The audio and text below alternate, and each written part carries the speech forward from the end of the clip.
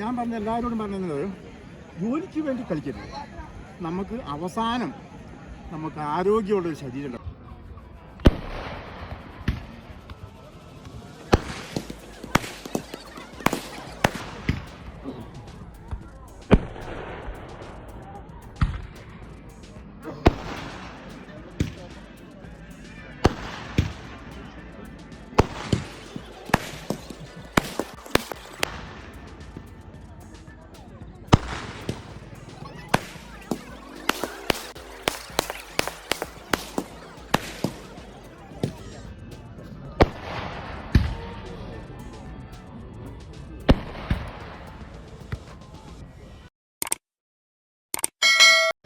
നമ്മുടെ ഈ ഉദ്ഘാടന ചടങ്ങിൽ നമ്മുടെ കൂടെ ഒരു അതിഥിയുണ്ട്.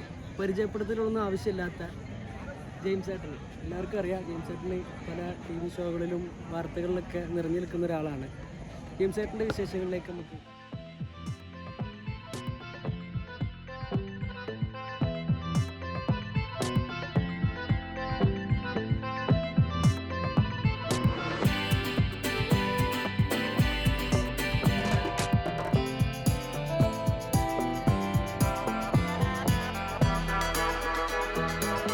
പ്രായം വെറുമൊരു നമ്പറാണെന്ന് തെളിയിച്ച അമ്പലവയലുകാരൻ ജെയിംസ് ഏട്ടനാണ് നമ്മുടെ കൂടെ ഉള്ളത്.